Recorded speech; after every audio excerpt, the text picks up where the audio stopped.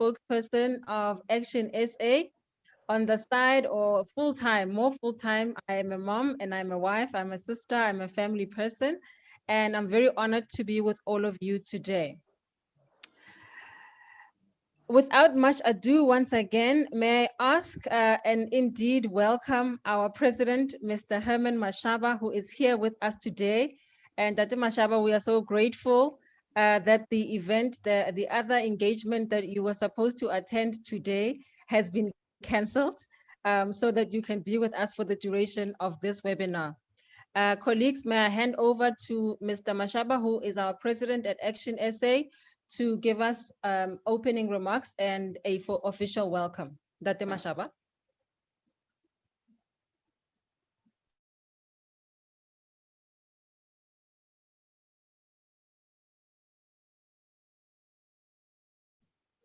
Andre, let us unmute Mr. Mashaba. I see he is still on mute. Dr. Mashaba, if you can hear me. Yes, I can hear you. Yeah, at long last, I've been unmuted. Yes, thank you, Lerato. Good afternoon, everyone. Sanbonani, Dumelang, Tobela, Huemore, Medach, Molweni, Afsheni, Mda. Dear colleagues, dear colleagues, today is a very special day, an important one for that matter, a day when we celebrate people living with disability all over the world. Welcome to the first ActionSA webinar of this kind, one that we are proud to host following our engagement with what is now the ActionSA Disability Task Team during the Act as One national tour, which began in the third week of October this year. In those discussions, the team expressed their concern that in all of South Africa, they were not aware of a single political party that places issues faced by people living with disability at the front and center of their organization, let alone their planning. Well, we as ActionSA had them, and we are changing that narrative.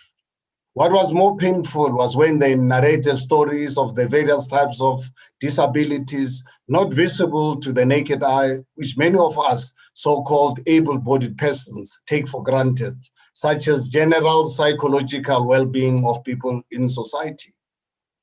Late last month, the newly crowned Miss South Africa, Shudifane Masudu, cast the spotlight on mental illness faced by many ordinary people amongst us, further sensitizing the nation to this invisible disability. For example, we seldom stop to think about the challenges faced by the mentally ill after being molested and or raped by sick members of our members or wider communities. Many of us often mock their cries about ordeals they may have faced. We simply ignore what they're saying and joke about what they do and think that they are mad. Sadly, our law enforcement agencies do not do much better than us. How have you ever considered what happens to a blind person who may have been violated but unable to identify their abuser? The mute who's unable to freely express what has happened to them. The challenge is a single parent on a wheelchair trying to raise their children alone. Well, the reality is that they exist. The challenges are our challenges. They are children and they are young. They are the elderly. They are single. They are married. They are heterosexual. They are members of the LGBT community. They are multiracial. They are activists, politicians, nurses, doctors, artists, scientists, and everything in between. They live, all of them, amongst us. They are our family members. They are us and we are them. Today, we celebrate many contributions they make to our society, big and small, with or without their notoriety, which happens in our society. To them, we say thank you. We look forward to a most fruitful discussion, and thank you all for joining us on this very special occasion.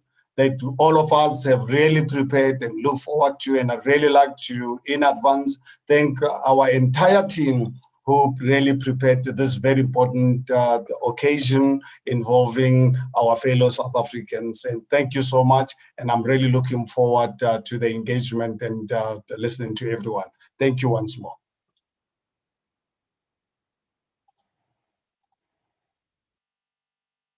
If we were in a normal setting, Dr. Mashaba, we would be clapping. Thank you so much for that address. We believe, I think that you have captured the essence of how we got here, to be even having this webinar this afternoon. Following Mr. Mashaba, who will give us even a wider and a broader sense of the background to this webinar, as well as to make some introductions on behalf of our speakers, is the convener of the Disability Task Team, Mr. Maleka, a very determined man who was unrelenting in having ActionSA put together a disability task team. We thank you in advance, Ntate Maleka, and you and your team for the work that you have done. And now I hand over to you to do your opening remarks. Mr. Arnold Maleka.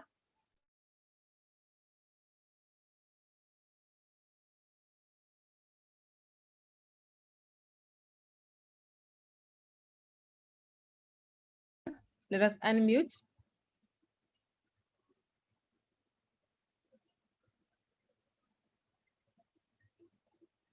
Andre, are you able to help us unmute Mr. Maleka?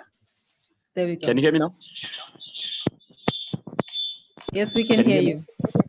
Okay. Thank you, Lerato Ngobeni.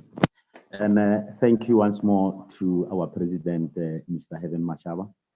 I think he took most of my words, but I like to just add on a few things that he already just said.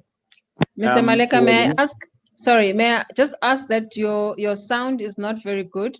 It goes in and out. May I just ask that your sound, we try and be more consistent?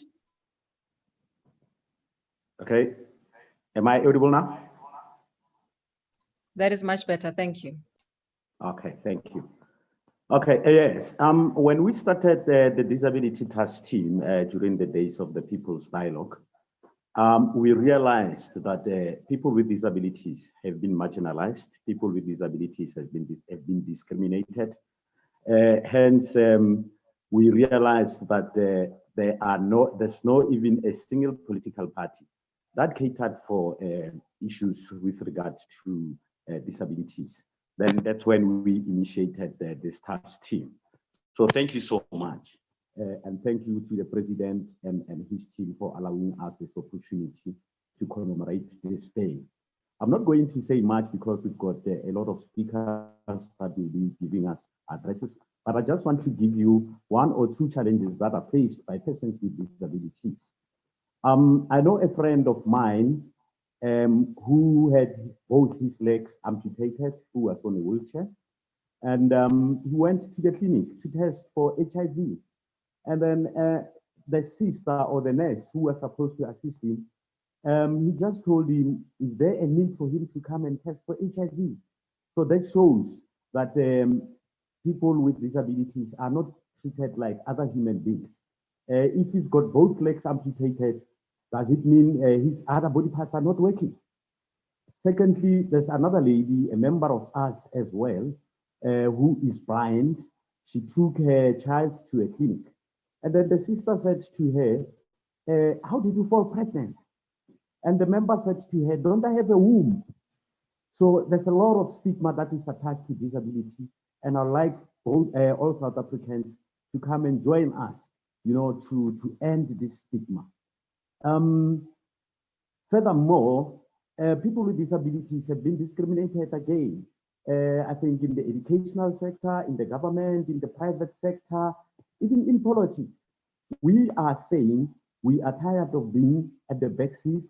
Who said we can be at the driving seat? If I say to people, one day I want to be the president of South Africa, some people just ignore me because I'm visually impaired. Don't I have a brain?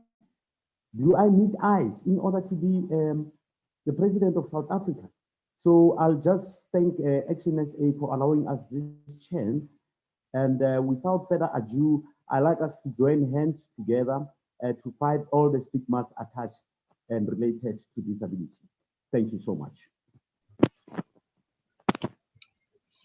Thank you so very much, Mr. Maleka. I think that everything that you're saying is very vivid, and that all of us in this meeting can imagine the scenarios that you have just painted for us. Colleagues, may I ask that each time a speaker is speaking and your mind may be jogged in some way, shape or form, please do note your questions. Otherwise, please share them in the chat box so that when we come to the Q&A session, your questions may be noted and that we may be able to ask them. Also note that you may ask or pose a question to any of the speakers, not just the keynote address that will be delivered a little bit later. Just to kick us off, after Dr Maleka and Mr. Mashaba have welcomed us, is somebody who represents the ActionSA Youth Advisory Council. He is part of the youth formation of ActionSA. His name is Dr Makhosi. Tabo's topic for this webinar is going to focus on young people living with disability. And his contention or his focus is on them really taking responsibility and shaping their own futures and taking their own destinies into their own hands. I hope that Mr. Makhosi is with us and is ready to take the podium. Dr. Thabo? Lorato, I don't see him on the list, but I'm not sure if he's maybe just using a different name. I think I see him, Andre. He is waving at me. I'm going to try and unmute him. I think you managed to unmute me. There we go. Welcome, Dr Makhosi. The floor is yours. Thank you very much, National Spokesperson. Let me take this opportunity to greet fellow South Africans, but mostly let me greet the incoming President of the Republic of South Africa come 2024, Mr. Herman Mashaba. And President, thank you very much for awarding this opportunity for the most neglected and rejected community, which is our brothers and sisters, uncles, mothers, that we are here with today. I think mine is going to be simple. And Dr. Maleka as well, let me thank you and also greet all speakers that will be speaking today. Well, mine, I think I'm here just to voice out the concerns of young people from ActionSA and in regards to work with our brothers and sisters and parents. I think Dr. Mashaba have come in the country when the country needed him the most. And I think all of us as young people in South Africa and across the globe, we only need education to change our lives for better. And I'm going to challenge the Minister of Basic and Higher Education, including the Minister of Social Development, to say that we are very worried that as much as education in South Africa is declared as something that we can use to change our lives, unfortunately, we don't see any sign of accommodating our brothers and sisters with disabilities, be it in public schools, universities, different colleges. You go to rural areas, clinics, there's no place for them. And it is very, very, very sad for me as a young person to see one of our own brothers and sisters treated as stepsons and stepdaughters in their own country. And we want to appeal to all those good NGOs to say, please continue to do the good job to help where it's possible to help our brothers and sisters. And I believe that with the president that we have in the ActionSA, Mr. Herman Mashaba, we're going to challenge this government until we're able to remove them out of the power in our country. So Dr. Maleka, you are not alone. I don't think I have much to say because I've tried to recruit young people from TUT who have been with me fighting for their space, the disabled community from that university. Unfortunately, they were writing exams today. So Dr. Maleka, I failed to get them here because they were writing exams. but they've said that Mashaba, I must just come to you and tell you that they've seen you and they've heard you, and in you they see a hope for better future of this country. It's going to be difficult for me to go deeper because I think we must allow those people who are affected, who are victims most of the time, to come and voice out these issues themselves. But from the side of the youth, I want to assure every young person in South Africa that gone are the days where your voices are not going to be heard in this country. It doesn't matter which political party you are affiliated with. Young people in South Africa are being excluded in everything that is happening in this country. And that time is no more. And with President Herman Mashaba, I want to assure every young person in South Africa, in every corner of this country, that we are here to represent you and we are here to work with you. And we are here to fight to make sure that South Africa is back to South Africans.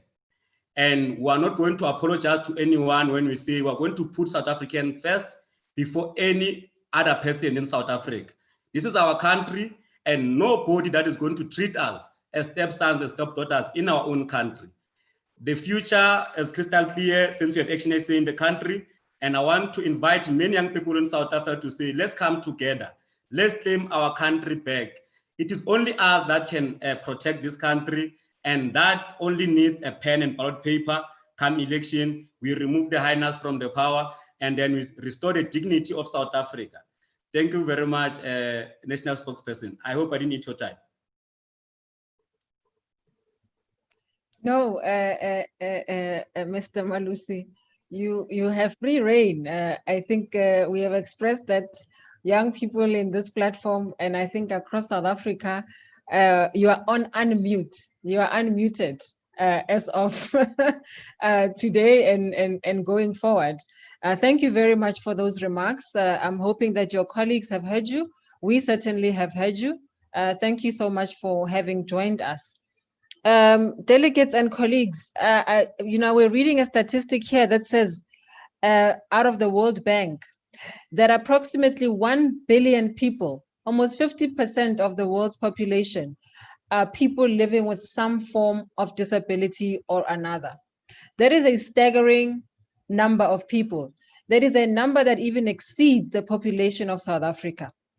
And if you put that into context, it is really, really amazing that we can be as neglectful as we have been in the past in our policies, that we have to be reminded each time that there is this sector of society that needs our attention.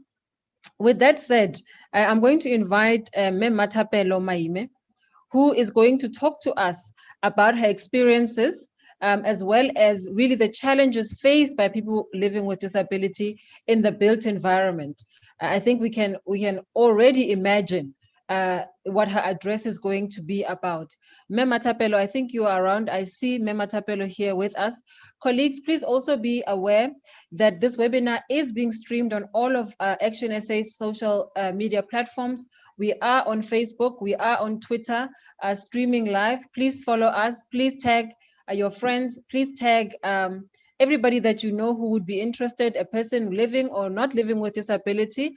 Also noting that we all have members or know somebody who's living with some form of disability, that we are streaming this program live on our social media platforms. With that said, I welcome Mem Matapelo Maime to the floor. Good afternoon, everybody. I hope I can be heard properly. There's a lot of wind this side. My name is Matapelo Maine. I am a person living with disability. I've got an amputee of a left leg. I'm so honored to be with you guys today, and I would also like to honor and give thanks to our President, Mr. Mashaba. Aluta continue to everybody. My topic for today is building environment. It revolves around the man-made buildings. Our difficulties as persons with disability, having to access building of where we work, transportation, infrastructure, going to the parks. It has been the most difficult thing to deal with as a person living with disability. I am living in the West Rand and I am doing a learnership in Alexandra. So traveling from Randfontein to Lyndhurst, it has been like a nightmare for me as a person living with disabilities. The transportation, it's a nightmare. And the building, the offices where I stay, they are not friendly to any disabled person. So this has been like our cry to our government to say that please be considerate, especially when you are building these buildings. You must also always bear in mind that you've got people living with disabilities that need to access these buildings. So I hope and I pray that ActionSA, our president, when he is inaugurated as the president of Republic of South Africa, is going to consider us as people living with disabilities and ensure that we have access to all these buildings. We've got a challenge of RDP houses that are allocated to some of the people living with disabilities that are not friendly. So you'll find that a person with disability is allocated the house and they cannot move around the house because the house is very small, and therefore it is difficult for the person to live in that particular place. So my humble plea is that can we be considered as people living with disability, especially because now we are always told that nothing about us without us, but everything these days is done for us without us. So my humble plea is that please ActionSA be the party that we have been waiting for all these years to come and rescue us from all these nightmares.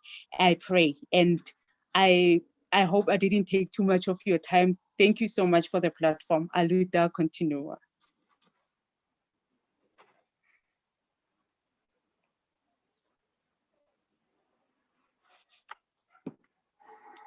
Do you still want me to continue? I can still continue.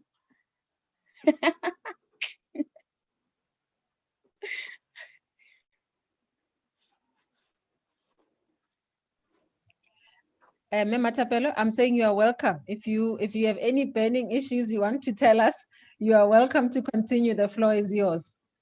Okay, thank you so much. Today, this morning, I went to housing department in Krugersdorp. And then it's one of the places where people with disabilities are having issues accessing that place. As I've said, I have an amputee of a left leg. So the ramp that is in there, it's not, I don't know how to put it, but it's not nice for a person with my condition to be working on, because it's sketchy and you feel like you're gonna fall anytime. So those are some of the issues that Mr. Mashaba needs to address when he's with these political people in high places, to say that please, we need accessibility, we need to be able to move around in these places, because now there's this thing that people with disabilities are lazy and they don't want to do things. But for some of us who are willing to do things, we are unable to access buildings. So please, that is one of the things that are like giving me sleepless nights. And then we are some of us are subjected to do rentals, as currently I am renting. So the place also, it's so difficult for me to access that place because it has stairs, it has all those things. So we have been crying and our cries have been unanswered. So we are hoping that ActionSA is going to be an answer for all disabled people. Thank you so much. Thanks very, very much, Matapelo, for those remarks. I'm just giving context to this day, colleagues. This day, as an international observance day for persons living with disability, it was inaugurated by the United Nations in 1992. It is observed globally around the world, you know, with different degrees of success in all corners of the globe. Our hope as ActionSA is that we will enlarge this platform, that we will host events such as this, webinars such as this going forward, that it becomes an annual conversation that we're having with one another, that we bring greater awareness to the broader society around persons living with disability and their challenges. I think that even in our family members, because people are so resilient in their person and their characters, that we tend to forget sometimes, particularly those persons who are not visibly disabled, as one of our speakers will allude to and give us a sense later on in our lineup of speakers. The next speaker that I'm about to call up, I'm hoping that he is with us, Mr. Sean Sozani. I think he'll join us a little bit later. I just received a message. Is Sean with us? Sean, are you with us? Is a Sean Sozani here? I've asked him to unmute. Sean Sozani. On a little bit of a lighter note, before we get back, delegates, to the more serious conversation around living with disability, Mr. Sean Sozani is an activist in the Western Cape on behalf of ActionSA. He is also a husband and a father. He's going to talk to us about the lighter side of living with disability from a relationships perspective. That should be fun. I hope Sean is here with us. And Sean, can you hear us? Hi, Lerato. Wonderful. Sean, the floor is yours. Okay. I need to apologize. I'm currently driving. I've actually stated in the WhatsApp group that I'm driving at the moment. So I'm in a car, but if it's okay and it won't be noisy, I'm more than happy to carry on. Sean, would it be better for us to give you some time and have you speak in about 15, 20 minutes or so? How does that work for you? Thank you. 20 minutes will do. Thank you. Hopefully it will be less than 20, but I think, colleagues, we can allow him that time. In his place, may I ask Dr. Jackie Matabate? I saw him, he's with us.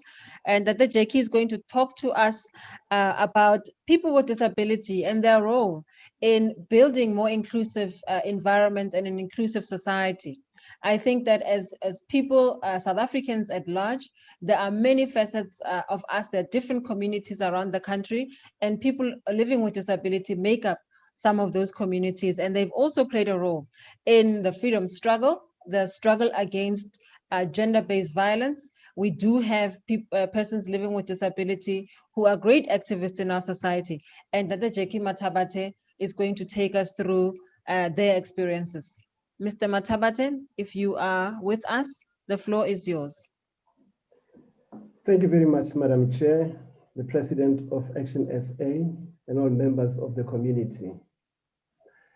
The topic here today is a very sensitive topic, but I wouldn't want it to be that sensitive, because once we begin to talk about it being sensitive, then it tells us that we are different from these people, and we're not different at all.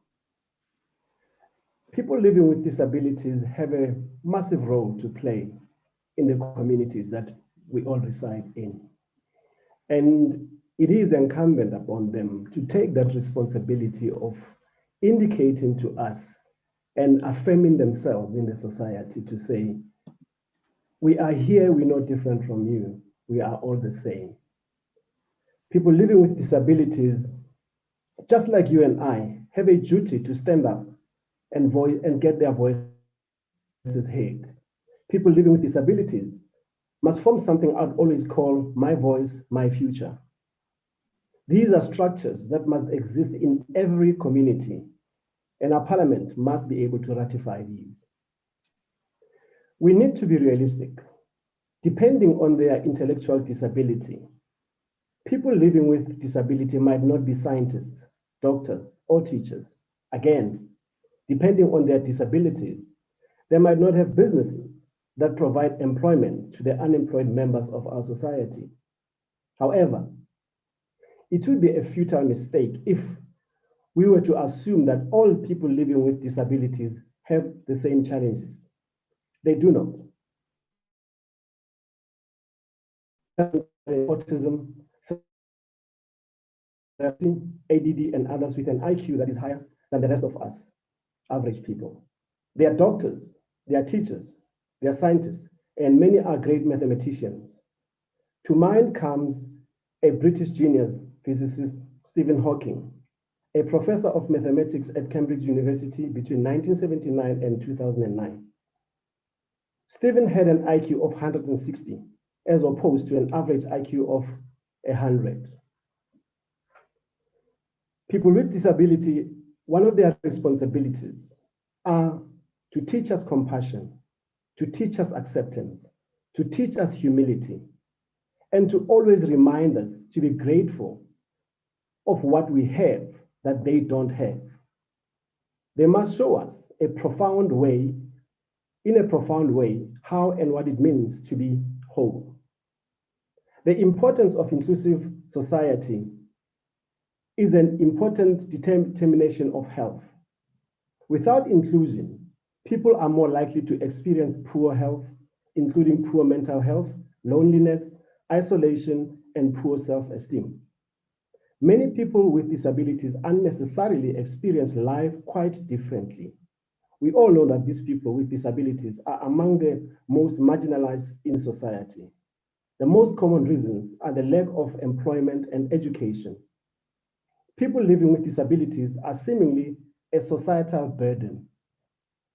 Having a person with disability in a household increases the incidence of household and individual income poverty. Likewise, household poverty is more likely to limit disabled persons' access to basic services such as education and financial support. The majority of people living with disability lack access to physical environment, public transportation, knowledge, information, and communication technologies, which are preconditions for exercising your rights in an inclusive society. All these factors result in a greater likelihood of economic and social exclusion. A strategy that contains specific time-bound goals and targets, among others, to reduce poverty among people with disabilities, to improve their access to their physical IT, ICT environments, as well as education and employment opportunities must be adopted. And they must be done with them involved. As the one lady has said, nothing about us without us. I subscribe to that notion because there is no way that you could do something thinking that I would be comfortable with it. If it's comfortable with you, it might not be comfortable with me. To measure progress in building disability inclusive societies, it will be necessary for countries such as South Africa to improve their collection of statistics on people with diverse disabilities and their socio-economic status. This would provide evidence on which to base policy making in support of realizing disabled people's rights. It is time to think about how we can reshape where we live, where we work, and where we play, to enable all of us to enjoy the same freedom of movement and access to all aspects of life. On the occasion where ActionSA joins the world in celebrating 2020 International Day of Persons with Disabilities, let each and every one of us play a role, however minimal, to ensure that people with disabilities get counted to count.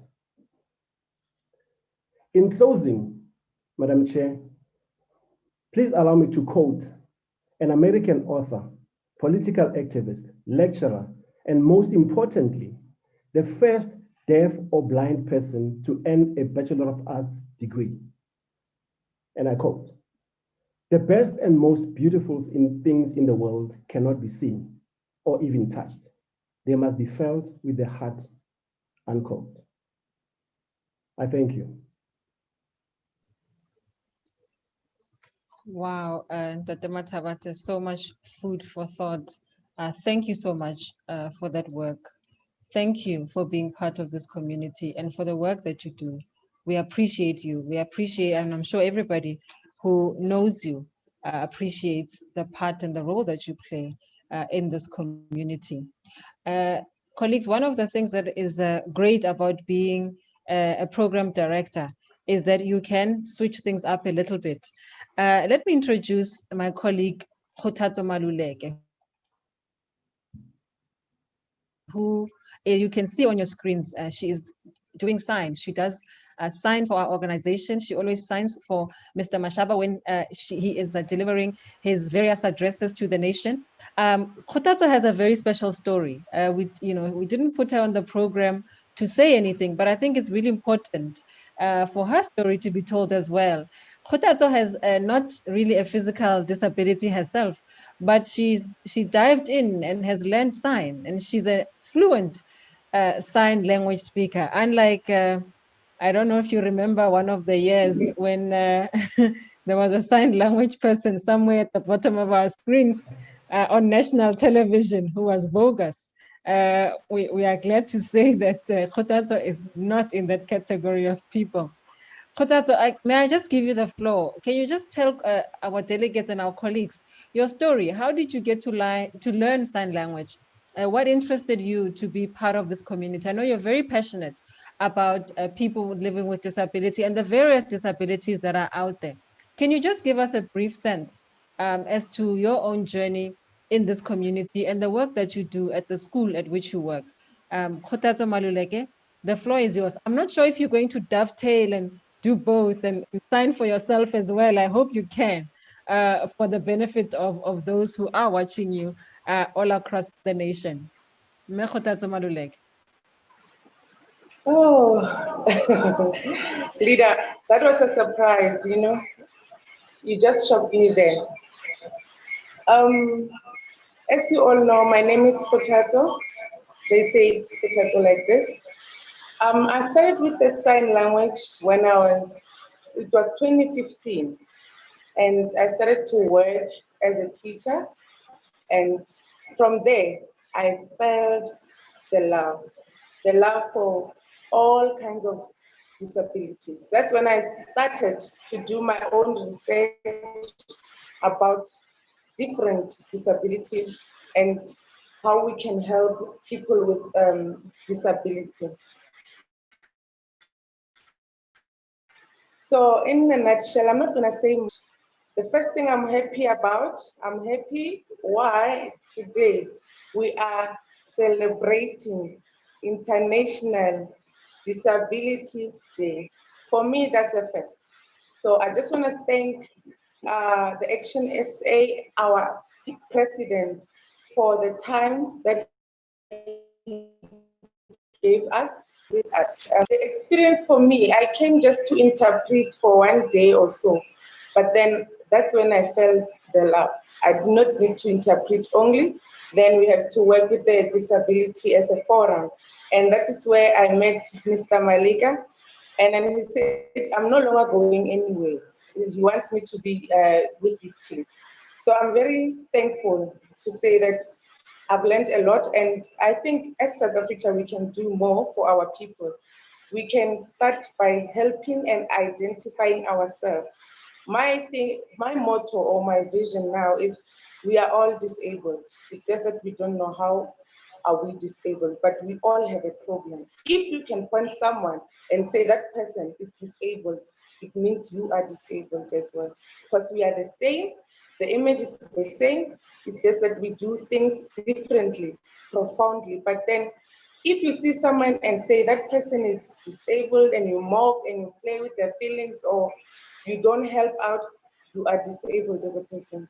Because you're failing all, we all the same. If I'm failing to help the other person, I am sick as well. So let's help each other, guys, and let's be aware of what's happening in our surroundings. Most schools, most hospitals, they are built in for people, but then when you go deeper, a deaf person cannot go to a clinic and get help the same way that a normal person or a hearing person can do. Why? There will be communication breakdown. Then we have the people who are mildly or mentally or any form of disability that we cannot see. Remember, disability is different. There is disability that you can see and the one that you cannot see. And then it's emotionally, mentally, physically different. So which means you can be disabled physically. And we have people who are disabled But when we see them, we see that they're able, they are not. Especially if they can point someone and say, you are a sick person, then that person is sick. So let's be the South Africa that we want. Let's change the mindset of our people. Let us all learn to speak sign language. Let us all learn to use Braille. It will help us. Let us all be engaged in all different angles of disabilities. Sport-wise, anyway, don't say you can't help. There is a way that you can help. Thank you very much. You shocked me there. I don't have a speech, but that's what I want to share, Lerato, for today. Thank you very much, Khotazo. With that said, you said we must all learn a sign. Please, can you show us how do you say hello in sign? And everybody Hello. has got the benefit of this. Hello. Hello. So, Hello. it's hello, like, so you tap like this. Like you're hello. saluting. Oh, Hello. like you're saluting. Hello. And then if I Okay. want to say I love you, the short one. If you want to say, I love you. So it's like a hola sign, like this. Hola sign is I love you. It's an international sign of saying I love you. This is All right.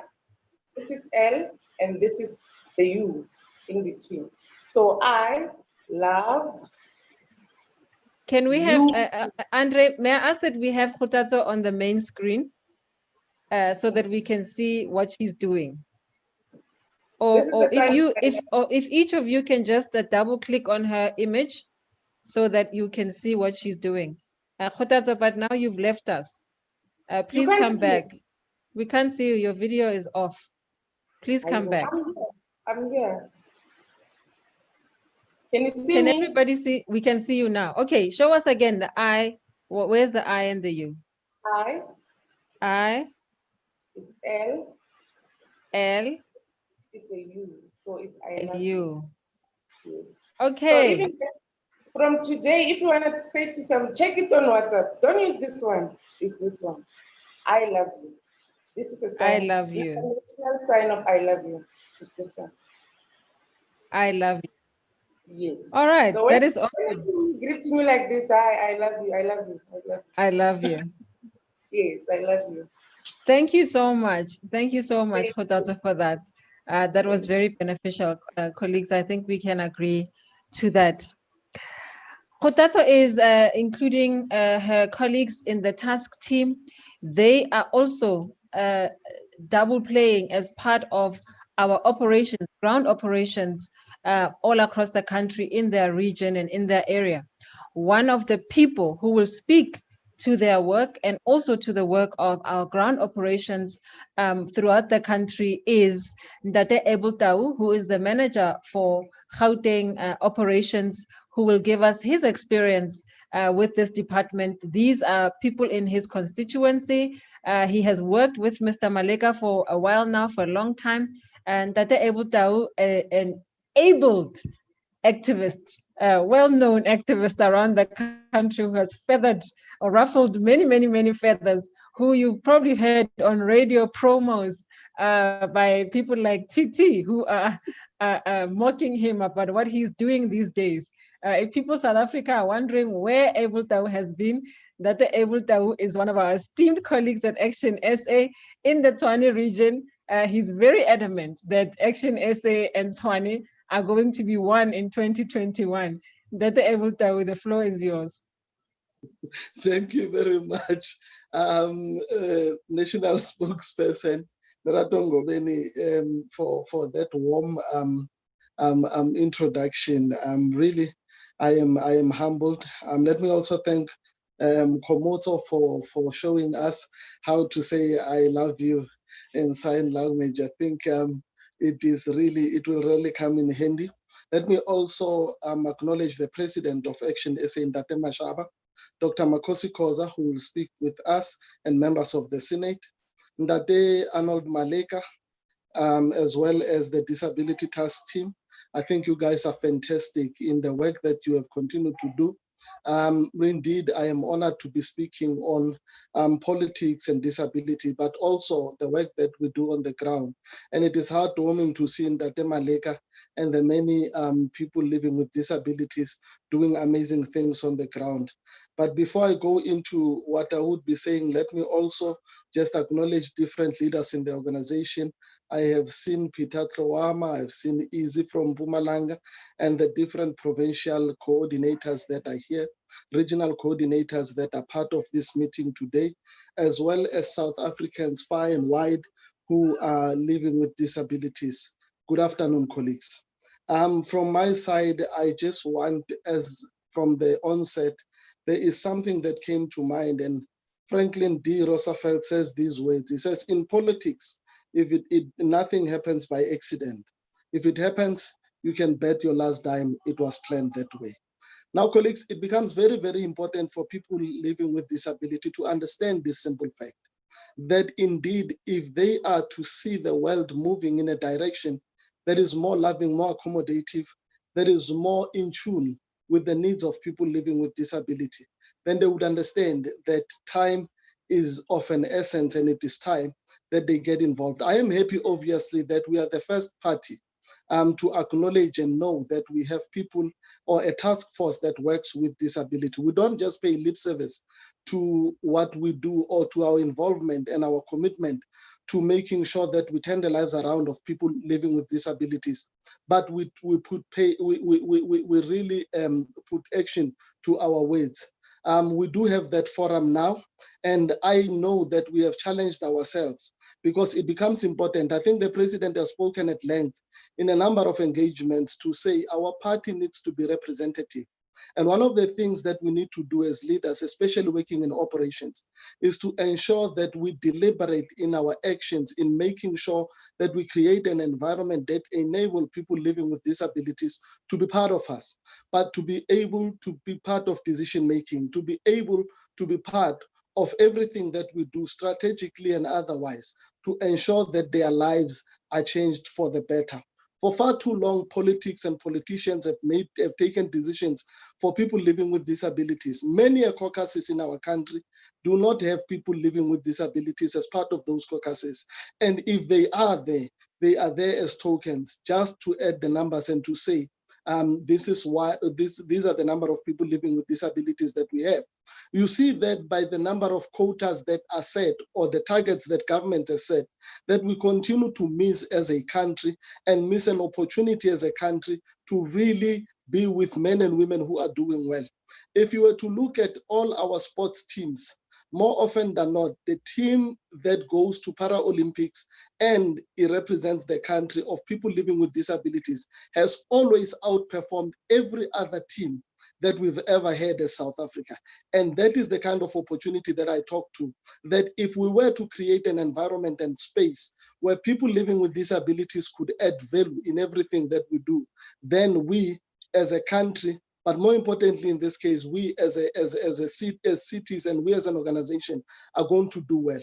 Not so long in Tshwane, national spokesperson, one of the first events we've held was when we went to Atteridgeville. In the far most outskirts of Atteridgeville, there are houses built there. The unfortunate part is that the government of the day in Tshwane had said they sold the Meral Mansion to say they will build houses for people living with disabilities. It was shocking to see what has happened there. And it is precisely what happens when we make decisions for people in areas that we don't know anything about or we are not experts on. Those houses have toilets that are still outside. In 2020, those toilets are outside. That place, it's the furthest point of Tshwane towards the east. Now, you ask yourself, if you are going to have the metros as we currently have them, with the challenges in transport that we have and the challenges in transport, in traffic flow, and yet you are going to put some of the most vulnerable members of society in the furthest place that you can put them, it is no different from what we have normalized, especially as Black society, where when we have people living with disabilities, we lock them up in rooms. We make sure that when we've got parties, we put them away. This has come to an end, and I'm glad that as ActionSA, we have really taken a firm stand and we've put them on the forefront. This past weekend, when we were in Mabopane, the Disability Task Team had invited us into a blitz. They organized the blitz itself with the help of Ndate Arnold Malepeka, capably supported by the constituency campaign manager, Mepegi. And believe you me, it was an eye-opener.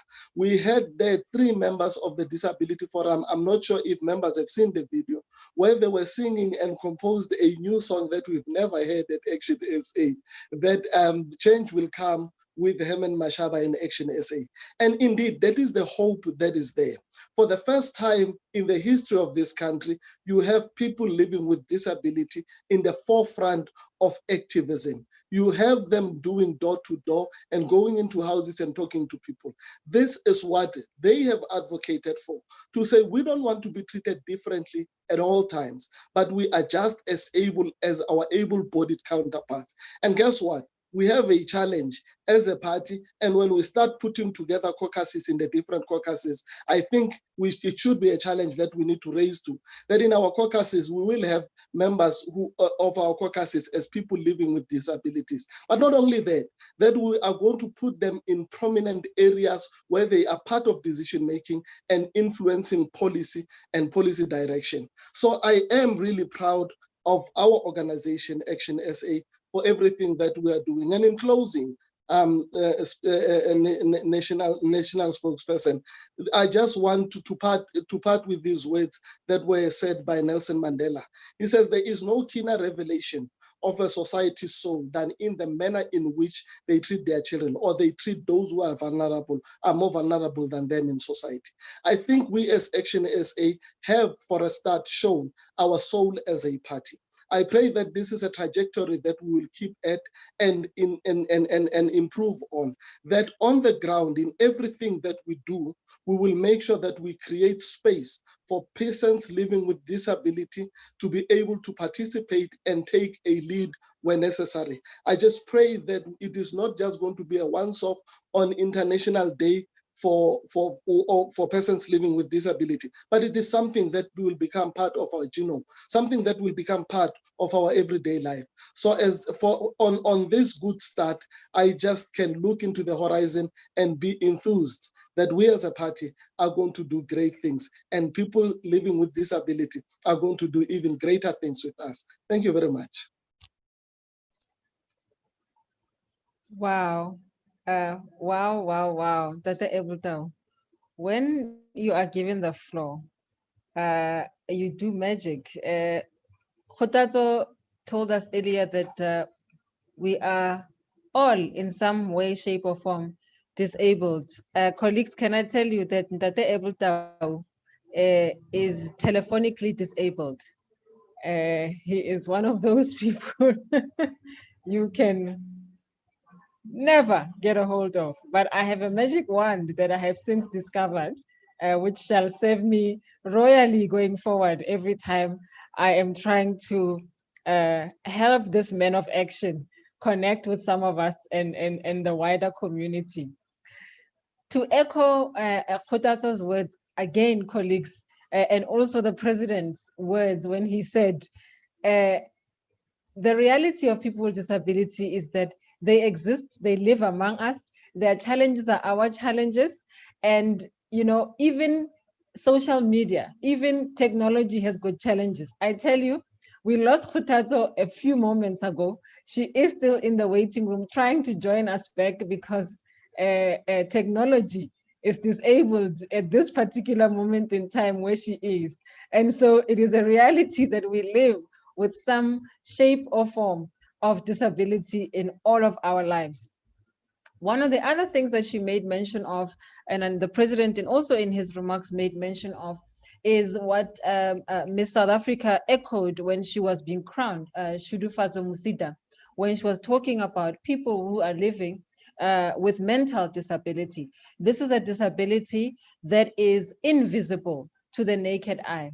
And one person who in our organization we admire I don't even have the words. We admire her immensely. She is one of those people who is living with a disability that is not visible. And because she's so feisty in her quiet demeanor, you take it for granted that she does have this challenge. And I am so proud and so glad that she agreed to be part of this conversation this afternoon. I think she is with us. I think I have seen her name, Mefeiki Mento.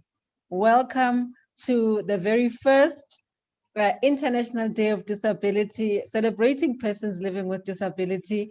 You are one of those South Africans that we celebrate who is living with disability in our nation. And so I would like to give you the floor at this moment for you to share your story with our delegates and our colleagues and tell us, you know, the upsides, the downsides, the happy sides, the not so happy sides of living with your particular kind of disability. Mefeiki Mento, the floor is yours.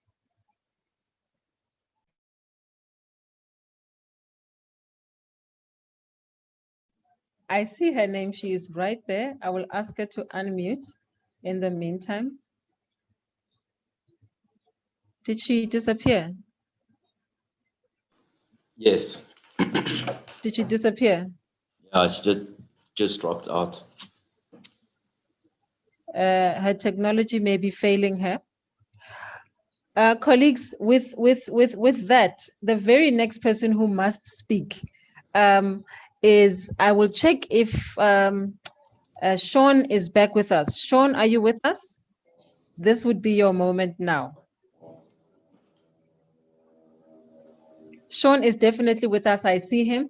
While we wait for Mefeiki Mento, we asked Sean to also bring the lighter side. You know, we say that we're commemorating people living with disability, so we're celebrating. Yes, there are many, many challenges, but there's also the lighter side to life. And we asked that Sean Sozani to come and give us that type of address and tell us some of the funny side to living with disability. Sean Sozani, are you there? Greetings, everyone. I'm just pulling Awesome. in my house now. You're welcome. Okay. Can I carry on? Yes, please carry on. Okay. So I would like to greet everyone, starting with our president, Mr. Mashaba, and thanking this moment to be invited to this, amazing webinar of celebrating this day, International Disability Day. As one of the persons living with disability, I will just share a few stories. Well, because my topic is talking about relationships and disability. So I think when I start with this topic, I have to mention that, disability has got two types from my understanding, as the previous speakers have already noted, that there is a disability that is, on the naked eye, and there are those that we can't see. So mine is one of those that is a visible one, because I'm in a wheelchair and I'm post polio. So and then we have those that are not seen, like those disabilities that are not in the naked eye. Can you still hear me? Yes, we can hear you. We can hear you, Yes. Sean. Okay. So as a person living with a disability, you get to have so many challenges when it comes to relationships and building those relationships. In most cases, you would find that we tend to be very much isolating ourselves as people with disabilities. I will speak from an experience of growing up and attending a school of persons with disabilities from primary school to high school. And in that environment, you only see these people that are looking like you in one way or another. and some of them are, you would think that, wow, they look different, and you would have that, so that self-esteem or that confidence to say, look, I look different than this person, than these people, but in a nutshell, you are actually, one of them. So we tend to put ourselves in a very, isolating manner, to say, look, I'm this kind of a person, I'm disabled, I can't walk, there are certain things that I can't do on my own, I need help, which is not very true. There are disabilities that, one would really need assistance on, but there are those that one doesn't need assistance. Like maybe if you have like full arms and, you can still move your arms and you can do, like myself, I'm using a wheelchair, but in most cases, I prefer to do things myself. So, so the challenges that one would face would be, you definitely feeling short of yourself, and then also the stigma that comes with,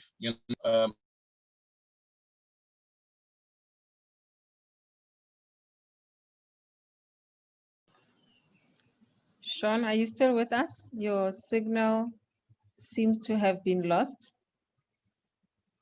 While we are waiting for Sean, colleagues, are you back?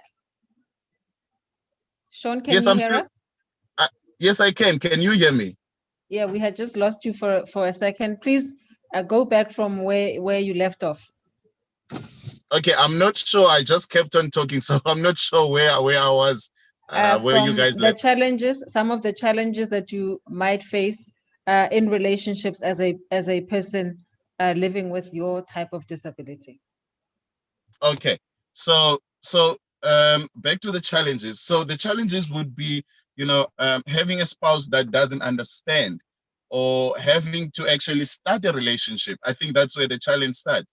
Having to start a relationship. I think it comes with the confidence and the self-esteem that one has to have as a person living with disability.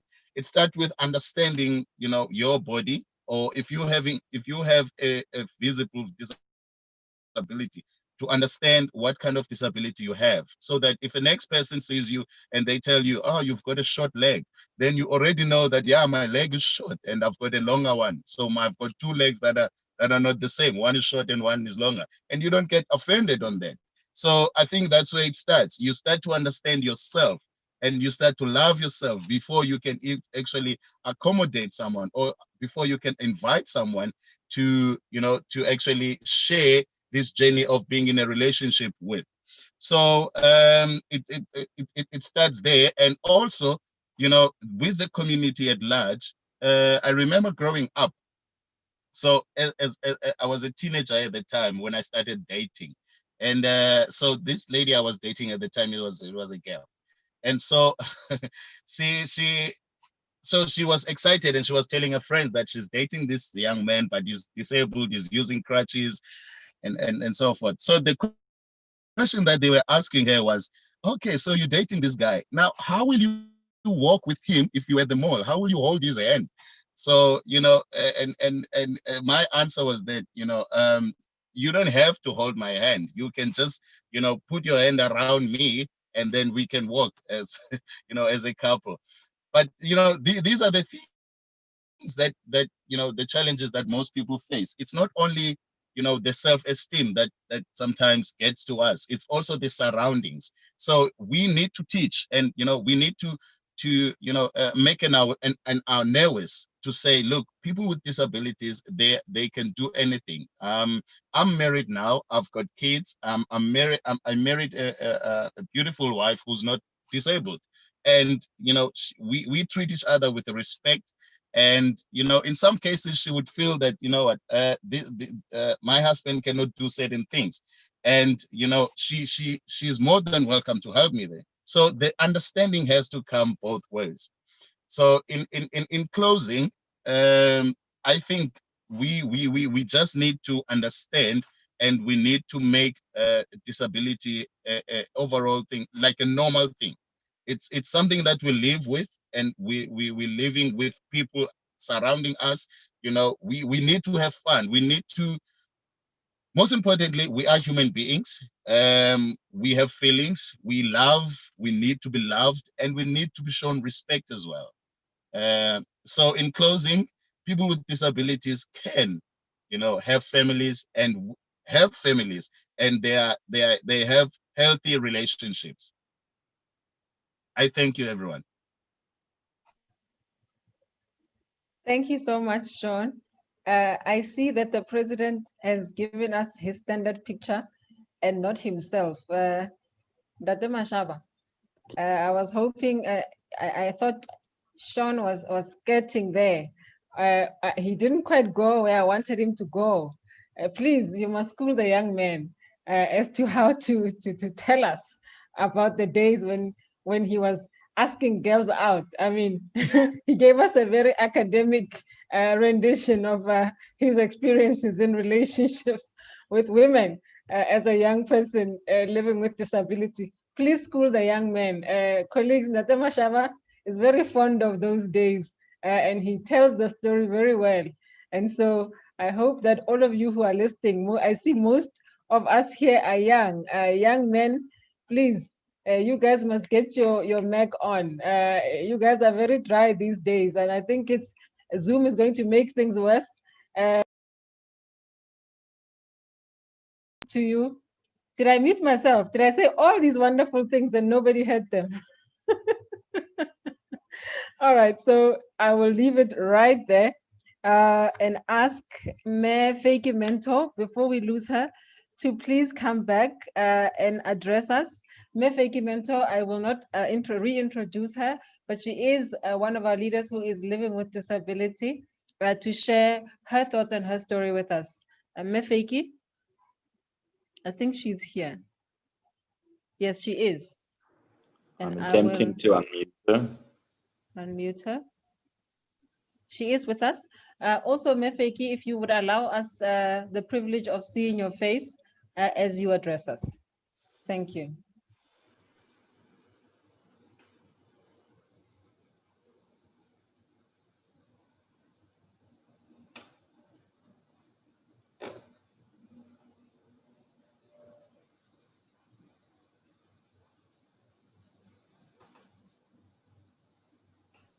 She is here, colleagues. Maybe she just is struggling with unmute, or she's not aware. Memento, can you hear us?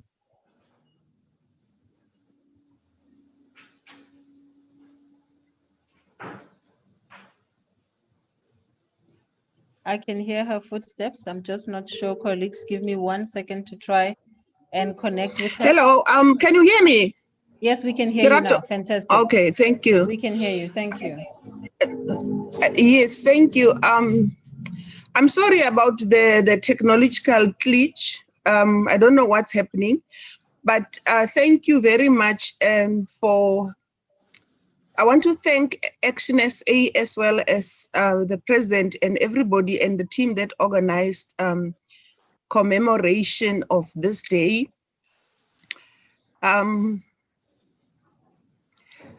I've not been a person with ability. I've been a person with disability for 7 years now, but it's been a painful and rough 7 years. And today, it's the first time that I publicly told people, my colleagues in the Senate, that I am disabled.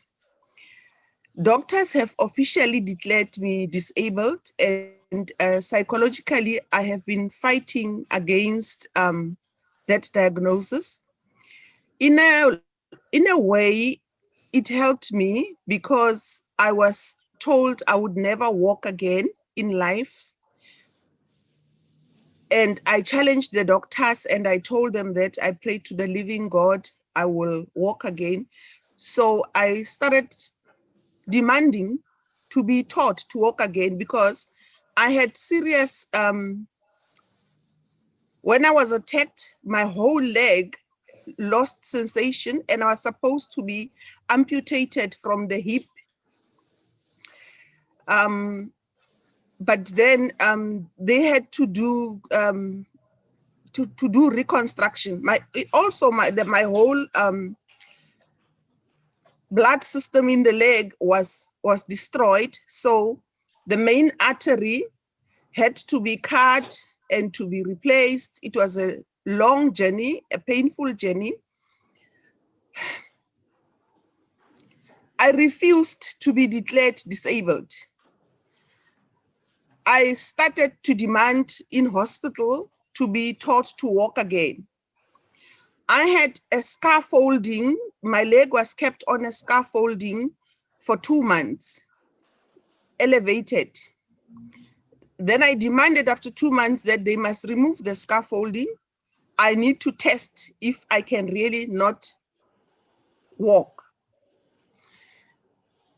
After 2 weeks of battling with my doctors, they had to put 2 physiotherapists in front of me, 2 nurses behind me, and 2 people on the sides for me to try and take 1 step. We battled for almost an hour, but within that hour, I moved the leg a little. And that was victory for me. Then I told the doctors, you see, there is an innate ability within me still to walk.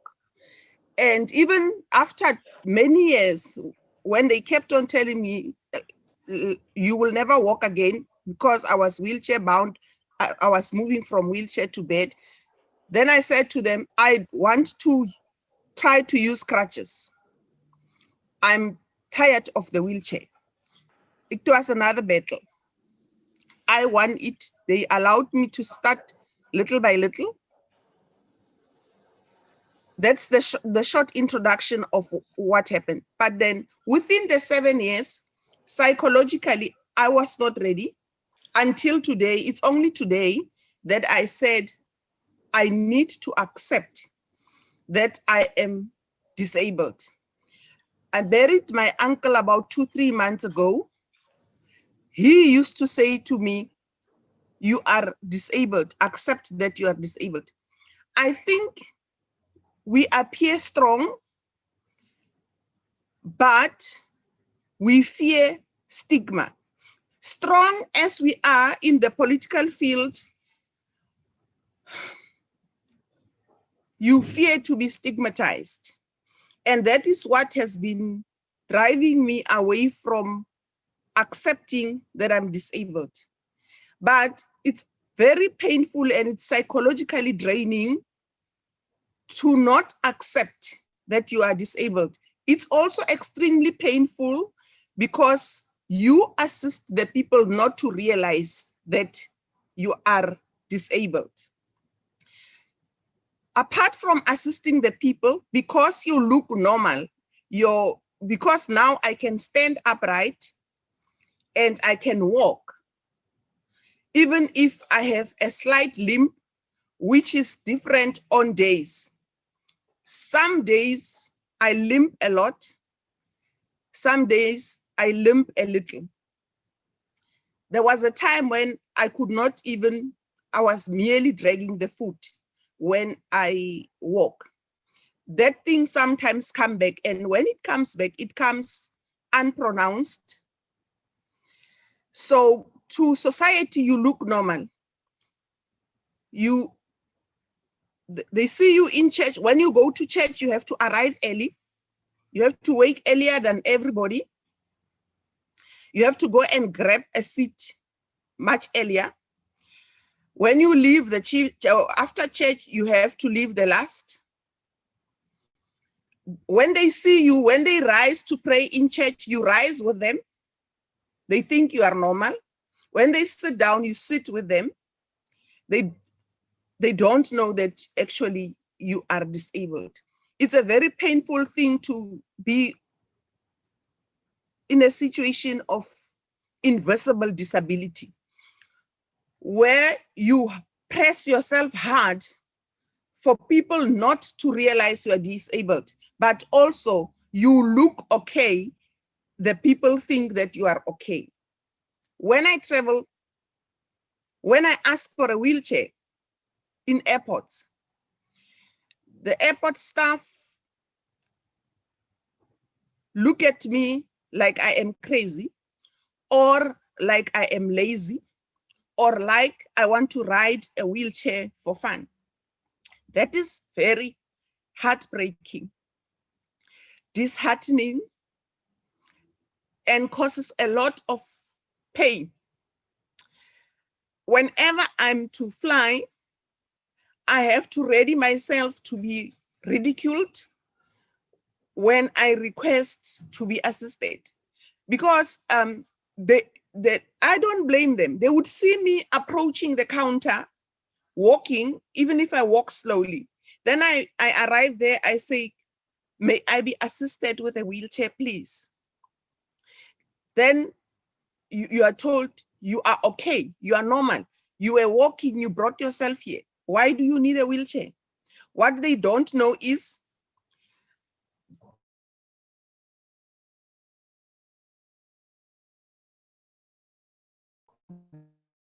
or I had a bad night's sleep, or the leg is badly aching at the moment as I speak.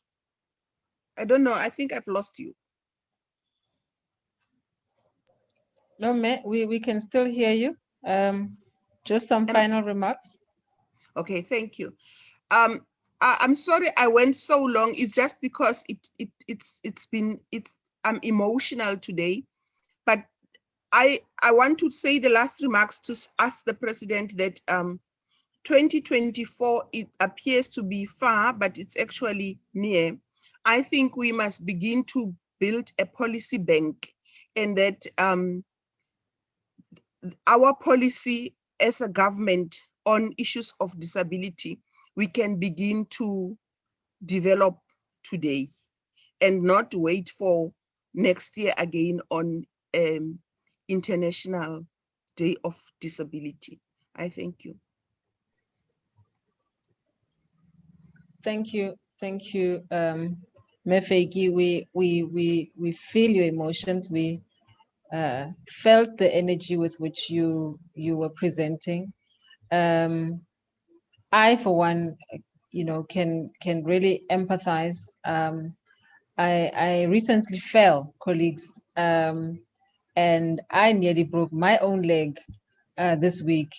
And I can safely say that I now know what it could feel like to lose mobility and not be able to walk. And I think those of us who deem ourselves able-bodied, we always take these things for granted. One of which is sight. I'm very sensitive about sight. I've had a couple of mishaps myself with things or objects going into my eyes where I've had to be hospitalized for the things to be removed. And your eyesight is a really precious thing. It's, your leg, sometimes you can get a prosthetic leg, but for an eye, if you lose your sight, that's it.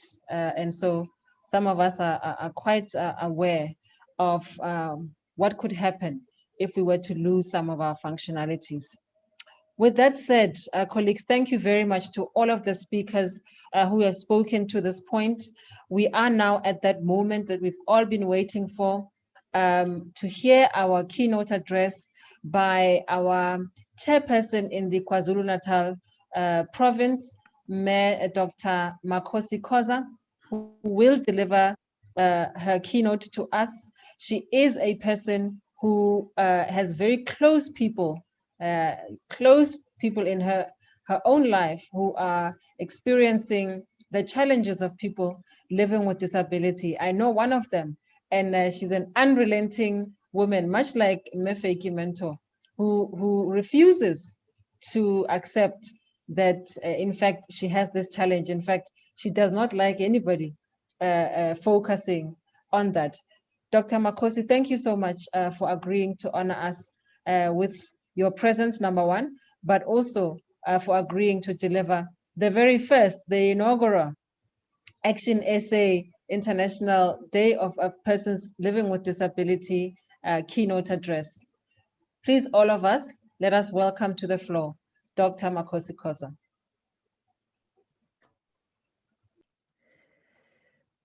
Thank you. Program Director, phenomenal woman, Lerato Ngobeni. I have taken the liberty of giving myself a topic that I will speak on that is consistent with the day that we are celebrating today. And that is towards creating a caring, understanding, and diversified society. Program Director, I think I have to congratulate Vicky Mento, my Senate colleague and friend, sister, and everything. I think the step that she has taken for speaking out about her condition and accepting it, it is exemplary. And as leaders, that's what we ought to be doing. And she is, this is not the first time she is doing something extraordinary. She is indeed a very courageous woman that we are very proud of.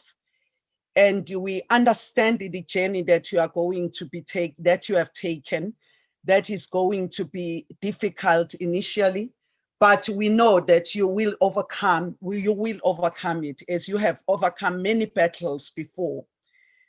Program Director, I also need to welcome and applaud the educational and very inspirational speeches of the previous speakers who spoke before me. President Herman Mashaba, in particular, thank you very much for showing us the way for a caring and understanding society.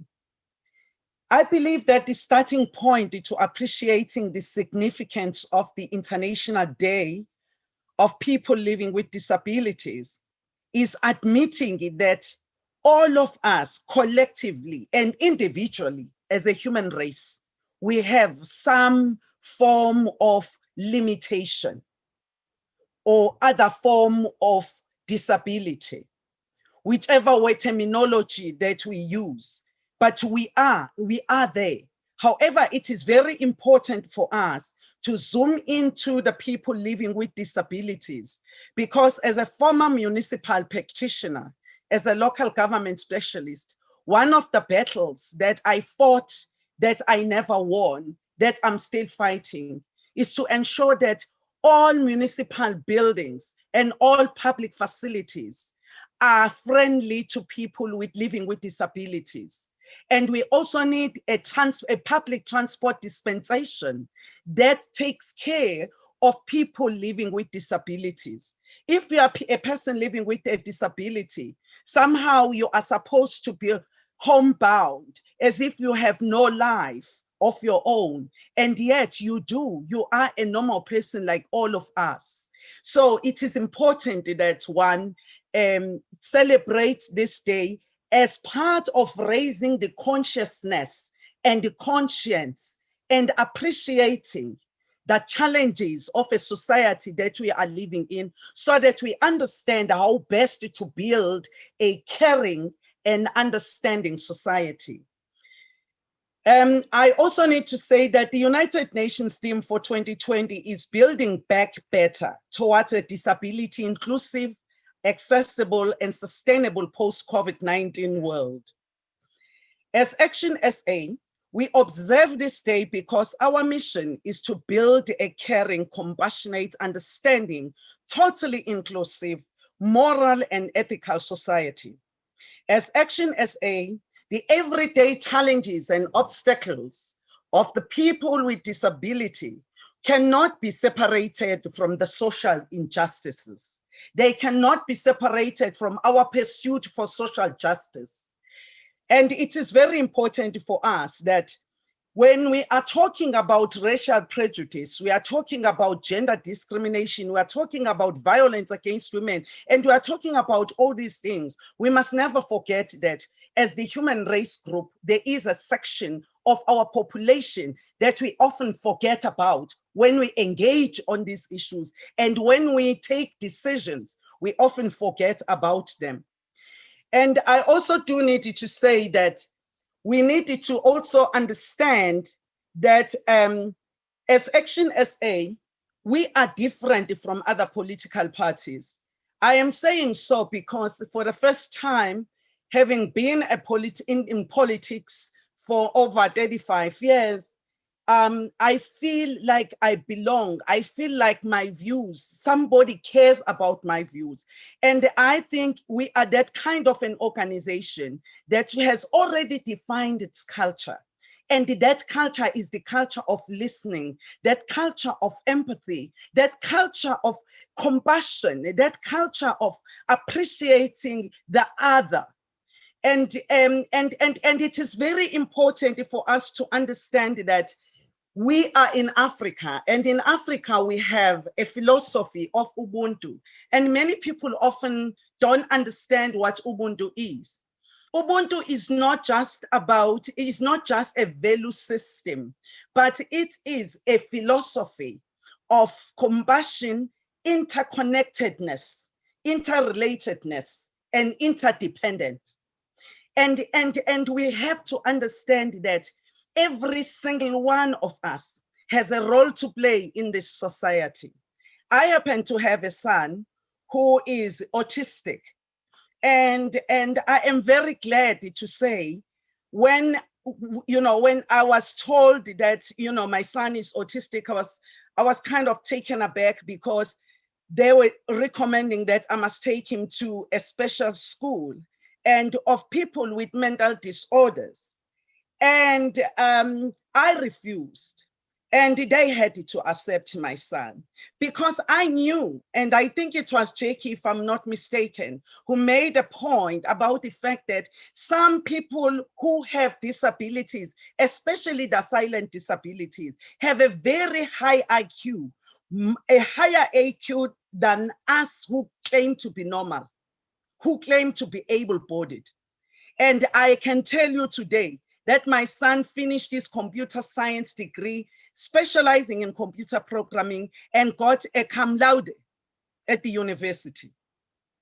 And even if you look at the best artist with a photographic memory, is somebody who is autistic. And all these little prejudices that we have are often as a result of us living an uninformed life.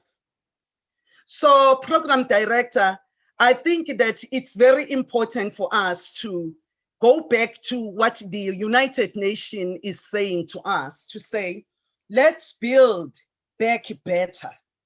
We need to be going back to those value systems that we have. As a person who is a Zulu speaking person, we have a saying, I don't know if, I'm not sure if you can translate it in English, but it simply says, akukho silima esindlebende kwaso. In other words, no matter what are the limitations, the imperfections that the world may see in you, you belong and you are loved. And that is what we need to bring back in our society. And it is also very important for me right now to speak about the issue that we have underplayed as a society, and not only in South Africa, but in the African continent as a whole. And that is mental illness. Mental illness is a very, very serious condition. And yet we don't talk about this issue often enough. We are not even investing in having more people who have, who are psychiatrists, who are psychologists, and even social workers, people who are going to be going to the people and actually making us understand how to coexist with people with mental illnesses. In fact, arguably, given the fact that the majority of South Africans, and that is 80% of South Africans, were subjected to the most dehumanizing system, which was called apartheid. They were dehumanized. There was even an education system that was created specifically for them, called Bantu education, which was meant to stunt them intellectually. It is therefore an antithesis. It doesn't make sense why we have not invested in mental health. Because the reality is that the fact that you are taught to despise yourself, that in itself is a disability. The fact that each time you look at the mirror, you look at yourself with a darker skin complexion, you see an ugly person. That in itself is a disability. It's a form of mental illness. That is psychological defeat. And psychological defeat and mental illness are not separable. They are together. And it is that which we need to deal with. Because if we don't deal with it, we are not going to be able to emerge as victors. That is why we become self-sabotaging, because we are not confronting the reality. Hence, I am saying what Vicky did is an important step in the right direction, because as leaders, we need to own up and say, listen, we are psychologically sick. In Scandinavian countries, they are closing down prisons because there are no more people who are committing crime. The numbers of people who are committing crime are decreasing. And what are we doing in South Africa? We are building more prisons. How many are we going to build if we don't confront this? Because for you to accept that you are human, for you to accept that you are intellectually an intellectual being, you can make sense, you can participate in this life fully, you've got to be attended to. And again, I'm also ashamed at the fact that we've become so indifferent. We see every single day where we walk, we see men and women on the streets who are feeding themselves on the dumps, and we don't see that as a social problem. And it's people with mental illness. We are a society that discards our own. How can we claim to be free when we discard our own people? People that if they had received the treatment, they will be participating fully in society as dignified citizens. How can we talk about restoration of human rights, of human dignity, when we ignore people living with these kinds of disabilities, the overt ones and even those silent ones that we often don't talk about, such as mental illness? And how can we claim to be a free society where we, at a city hall in Durban, as a matter of fact, where I am, if you are a disabled person and you wanted to go and see the mayor, it's very difficult. First of all, the lift that goes upstairs to the office of the mayor is very, very small. And therefore, you cannot fit you can hardly fit your wheelchair. Now we are therefore saying this democracy is for others and not for others. And these are the issues that I think we need to engage with and be robust about. And I think in closing, I wanted to say, you know, I have a friend and his name, you know, I'm not going to share his name, but he was a very interesting person.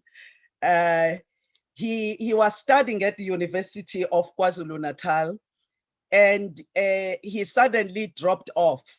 And I asked him, what is wrong with you? Why did you drop off? He had polio virus, you know, which attacked him when he was young.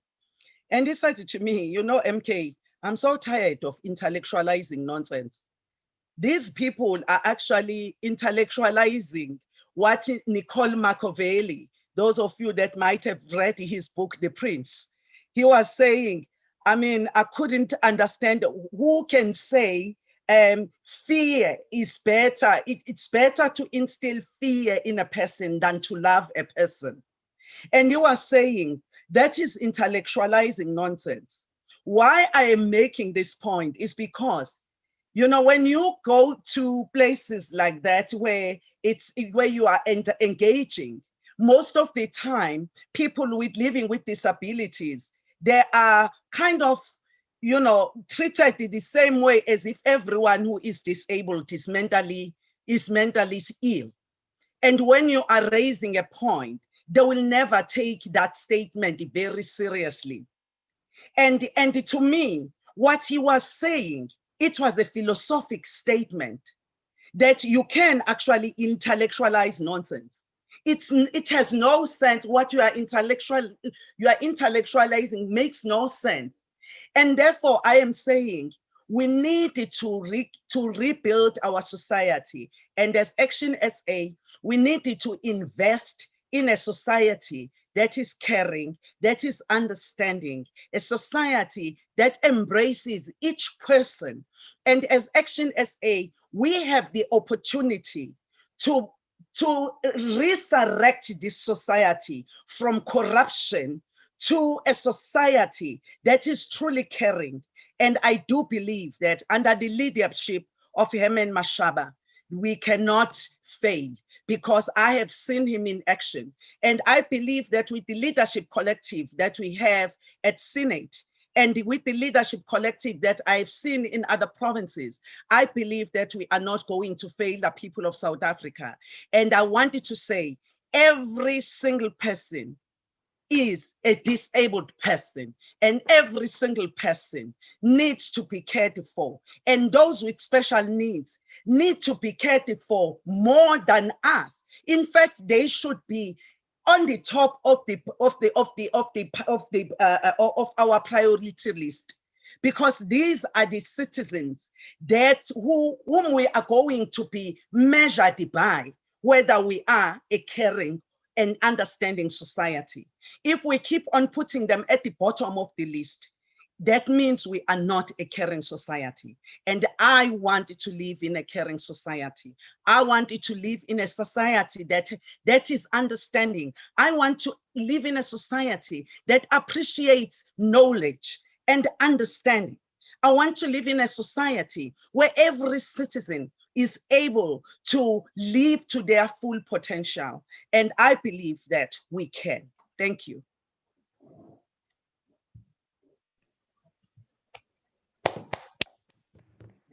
Wow.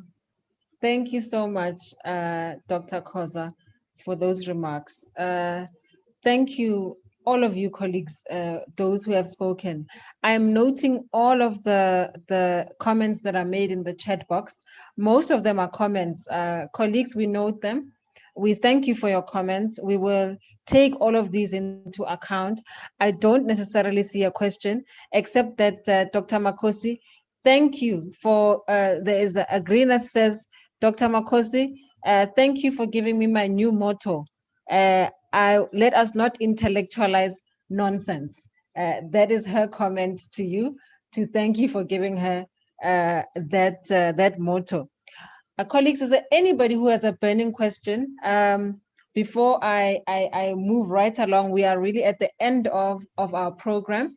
But if anybody has anything to ask any one of the speakers, I'm opening the floor now. We have 5 more minutes to go till the end of our webinar. Please do raise your hand, or please write in the chat box so that I can note your question and pose it to the relevant speaker.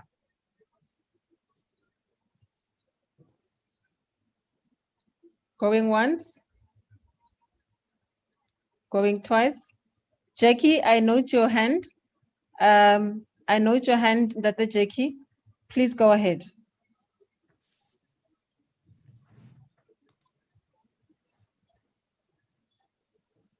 Please unmute yourself.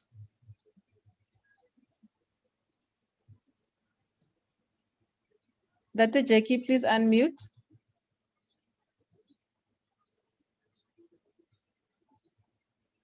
Okay, we seem to be having challenges with Dr. Jackie. May I ask that you please write your comment in the chat box. In the meantime, I don't see anybody else, colleagues, with a hand up. Dr. Jackie? Yes, ma'am.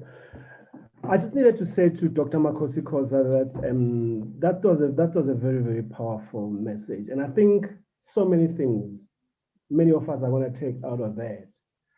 But before I close, I'm just wanting to find out exactly, after the whole hour that we've spent, what is the way forward after this? What is us as ActionSA?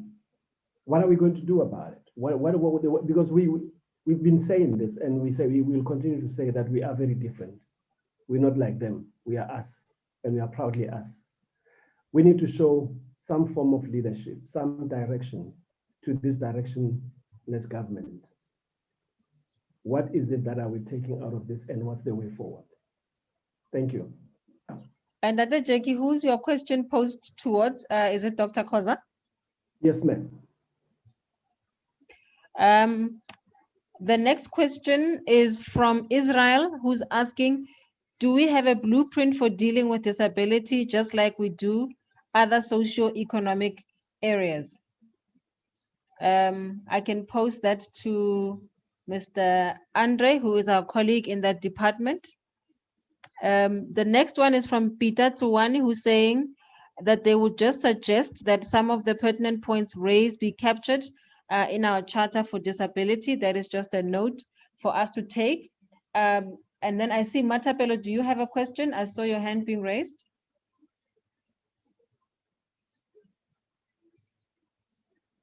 No? Okay, Matapelo seems to be fine.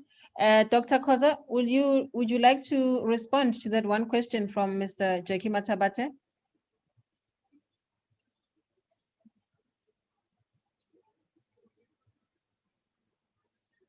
We have Dr. Khoza's video is gone, and I'm sure she will come back. Unmute yourself, Dr. Khoza.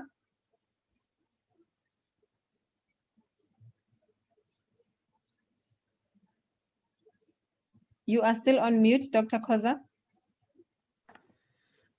Okay. Thank you, Lerato. I think there are steps that we can take as ActionSA. First of all, I think is putting together the blueprint and the charter of the practical steps that have to be taken. And I think we needed to also start dealing with these issues at national, provincial, and local level, because you have the policies that we have at national level, but when it comes to at municipal level, these policies are not even considered. Other parties, they would even go to an extent of including people with disabilities as window dress and to pretend as if they are doing something. But at municipal level, we don't even have that. Very few I don't know of any political party that considers the fact that you must have some people with disabilities in their PR list, high up in their PR list, so that they are able to deal with this issue, to raise these issues, and to conscientize society. Because the truth is, most of the people, most of our leaders, they pretend as if the issues, the challenges of people living with disabilities are not there, or they affect only a small group of people. Therefore, they are not a priority. I think we need to change the narrative. We need to change our thought processes and actually put it up there. As I was making the example earlier on, most of the halls and most of the public facilities, you will actually find that they are simply not friendly, even for people who are blind, and we needed to make sure that, everything that is done to accommodate people, even in terms of the policies. The policies should not only be written, and I mean, our policies are written, but they are not in Braille. They are not written in such a way that people with disabilities must also understand what is written there. So I am saying there is a lot that we can do, and I think we needed to develop that charter and a blueprint to take ourselves forward so that we can start sensitizing these issues. And as we move to local government elections, as ActionSA, we need to take an in-principle decision that says we need to be putting some of our people that are disabled high up in the list of our PR, so that they make it there, because we know that society is still extremely prejudicial. They may not elect them as ward councillors, but as PR, we can put them there to accommodate their interests. Thank you so very much, Dr. Khoza. The second question had to deal with our blueprint. Andre Kutia, who's our colleague in that department, has responded to say We do currently cover disability rights under our social justice umbrella, broadly defined as everyone deserving equal economic, political, and social rights and opportunities, and the breaking down to prejudice and stigmatization.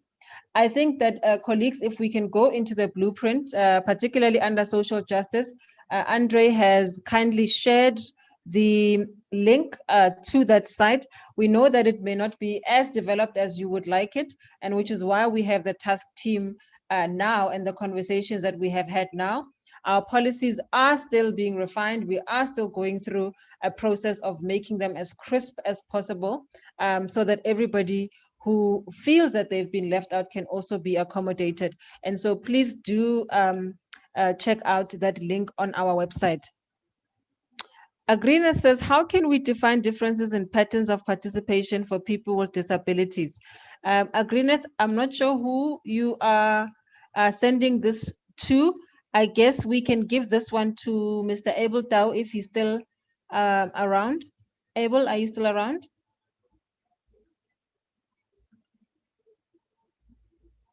While we wait for Abel, the last one, Ntate Mashaba, Mr. Malika wants to know, when will the task team be launched?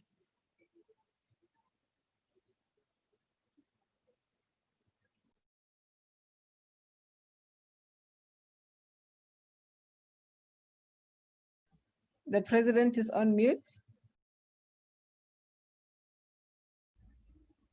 You're on mute, Dr. Mashaba, please unmute.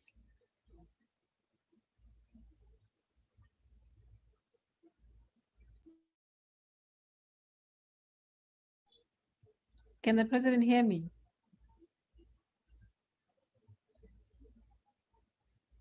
The president is on mute, colleagues. Yeah. I do apologize for that.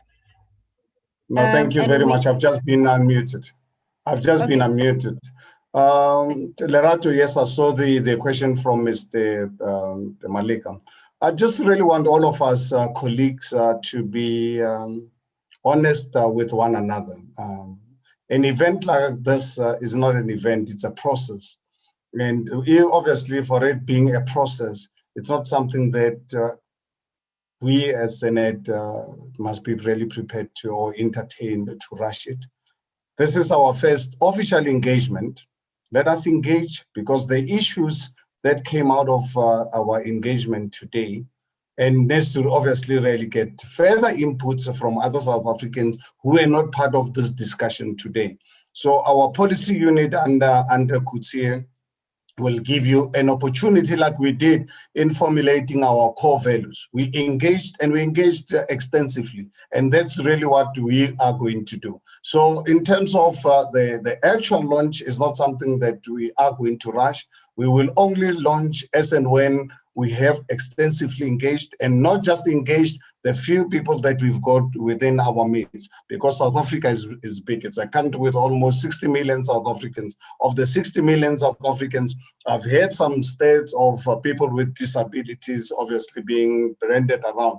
I think the only way that we can really come out with a policy position that can speak to these South Africans, it's going to be out of engagement. So, Mr. Malika, give us time. Our policy unit, we will engage. This is not going something that can take a day or a week or a month. It is going to require massive engagement. But one thing for sure is that we have recognized and accept the fact that we have disability amongst us, including myself. I've got one big disability that I always hear when I discuss with people, that one thing, God has given me so many talents, but one thing for sure, this young man boy can't speak his own language. And I take it as a disability because I'd really want to really know my Shangan the language. I want to learn Zulu. I want to know Khoza. I want to know Venda. And I'd really nicely and truly have tried over the years. I can't even whistle. Can you believe it? Growing up as a young man, I had women, everybody in my community being able to whistle, even up to today. Is this not a disability? So I think I accept the fact that all of us have got one form of another in terms of disability. The only way that I believe we can come out with a policy position that can actually speak to the majority of our people, please give us time. Our policy unit will take this matter quite seriously. And as and when we're ready, we will then announce the formal launch of this engagement. Thank you very much. Wonderful. Thank you so much, Dr. Mashaba. I think that was very clear. Thank you, colleagues. We are at the end of our discussion. With that said, with Mr. Maleka, who is the convener of the current task team, may I ask you, Dr. Maleka, to come up to the fore and give us a vote of thanks.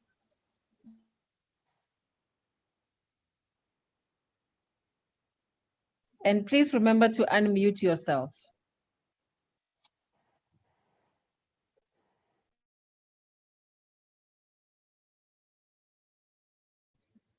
It is still on mute.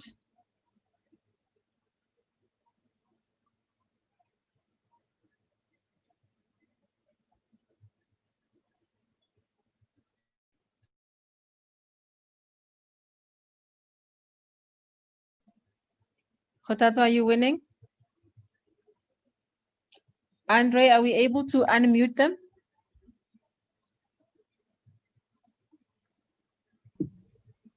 Okay, great. Khotato, Dr. Maleka, you have the floor. Yeah, it should be unmuted. Can you hear me now? Am I audible? Yes, we can hear you. Okay. Firstly, let me thank the president and all the task team members, you as well, Moderator, for the support that you've given us. We're hoping to see change, and we know with acting as one, we will see change. All I can say right now, as a Christian, I just want to close this session with the chorus to say, "It is well, it is well with my soul, with my soul. It is well, it is well with my soul." Thank you, South Africa.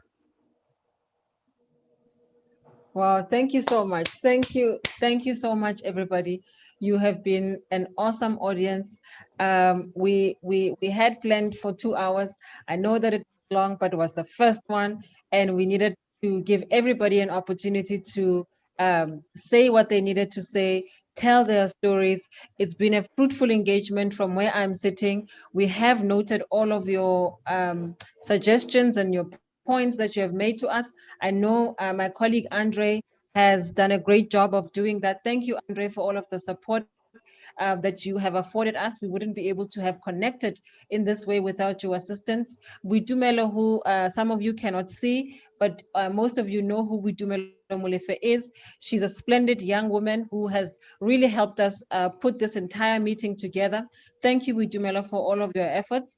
To the Disability Task Team, thank you all so much for the work that you have put together to have us. Thank you for pushing us as an organization to even be able to have this discussion. And as Ndate Mashaba has said, this is step one. People, babies do crawl before they can walk or run. And so we are still at infancy stage. We are still trying to crawl. And so, with that said, we need time to be able to develop. And so thank you all so much for a fruitful engagement. To Khotato, you are splendid.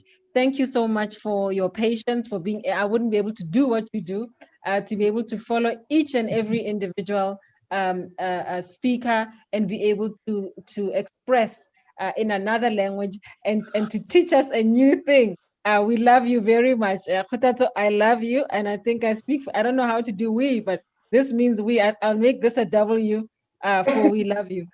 Thank you so much. Thank you, colleagues, for this engagement. Thank you, President Mashaba, for the platform for us to be able to engage in this manner. Anybody who I have not thanked individually, I do apologize, but you know yourselves, and we are really grateful. You've been an awesome audience. Have a good night.